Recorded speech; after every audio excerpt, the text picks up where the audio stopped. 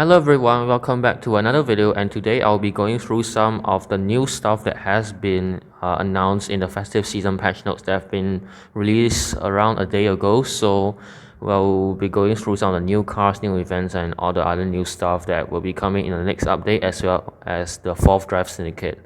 So without further ado, let's jump right in. And let's start off with the new cars of this update, the first of which being the Celine S1. So this car at stock just looks like a Ginetta G60 but faster by around 15 kilometers per hour, and at max it doesn't really have the best top speed and acceleration of Class C, but surely has very good handling and nitro efficiency. I see that this car will be very useful for multiplayer provided you know how to tame it, like keep its speed up for most of the race. And the second of our new cars in this update is the Arash AF10, which some might remember from Asphalt 8 being that 1859 ultimate car that like some people are scammed into buying, I guess. So in Asphalt 9, looking at the stock stats, it doesn't really have any particular standout stat, and that is even more so at max. It doesn't really have any good stat. Its acceleration is kind of terrible. I'm doubting it actually. The handling, nitro, and top speed are fine. Overall, a collector's car. It's a Legend Pass car for this season, and it's only for those who want to collect this car or just want to collect other benefits within the Legend Pass. And on to our third of our new cars, this is also a Class B car, the Nissan GTR50 E-Tail design.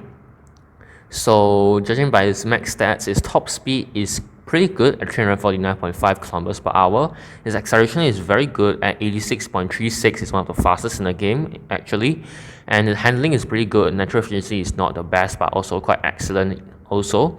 So this car is most likely a Huracan killer, as many people speculate according to the stats, because the Huracan has worse stat in everything except nitro, and this Nissan tops out at 4,153 in rank, while the Huracan is at 4,109. And on to the next of our new cars is the SCG-007S. So this is a very weird looking car, and straight off the bat it has very good acceleration, 89.33. It's a new second fastest accelerating car in the game, dethroning the Volkswagen Electric R, which was introduced less than 2 seasons ago. It also has very good handling and kind of bad nitro efficiency, probably quite manageable. Top speed is also good also. So this car will be obtainable through a Grand Prix event in a season. I see that this will be a very good Class A multiplayer and events car if its natural speed is good. And onto the next of our new cars, which is also a Grand Prix car in Class A, the Pagani Zonda R. So at stock, it doesn't have any particular standout features, but at max, one feature that I can see is pretty good of this car is the acceleration at 84. It's pretty good for Class A and for the entire game actually. And the rest of its stats are pretty good. I just wish nitro was better, because all Paganis in the game have very good nitro efficiency, but this nitro efficiency of 67.54, this value is also quite acceptable as well. It's very manageable.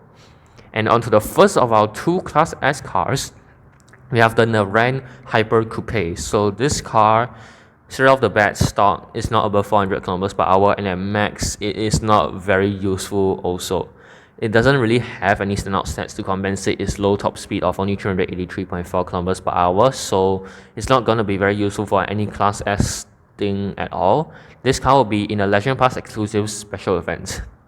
And onto the last of our new cars, the Koenigsegg Guimera. Straight off the bat, this car has an ending rank of 5,085, which it doesn't deserve, which I will explain why right now. Its top speed is horrible for Class S. Not the worst, but certainly not deserving of 5,085. It only goes 413.1 kilometers per hour. Its only standout stat is the acceleration at 88.58.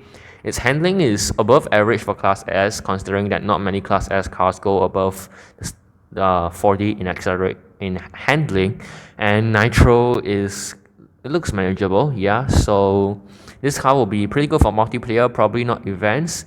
However, it is not deserving of this 5,000 plus rank and to kick out the spot from Class S Elite.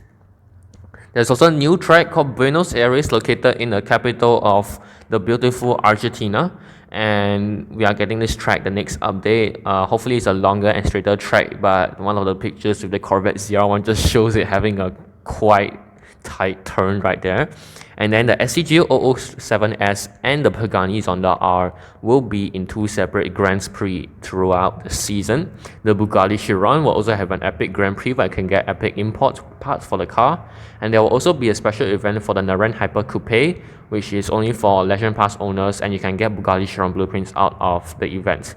The Avant Canada event, everyday completion will guarantee the unlock of the BMW i8 Roadster, and you can also unlock the Arteaga Scalo Super Electra and the Ferrari F12 TDF in 2 other events as well through the season.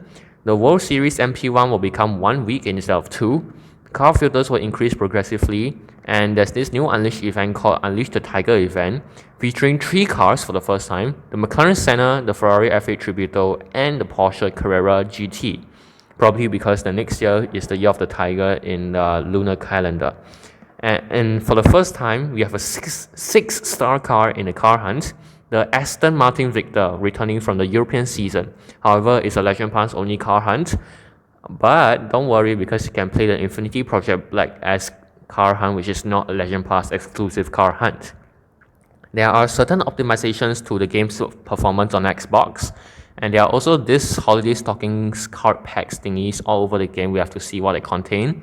The career layout has been restructured. The main path of career progression has been outlined more clearly for clarity purposes. Some seasons have been moved to the new Chapter 6 that has been opened up. Then don't worry, no career progressions have been lost.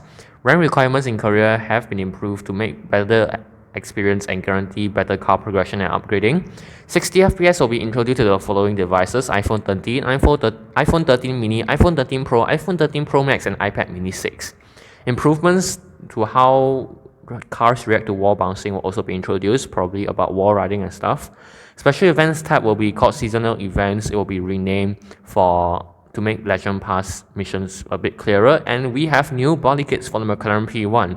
So that's all for the festive season patch notes summary. So I hope you guys enjoyed this video. Do leave a like and subscribe if you have enjoyed this video so far, and subscribe for more Asphalt 8 and 9 content, and I'll see you in the next video. Goodbye.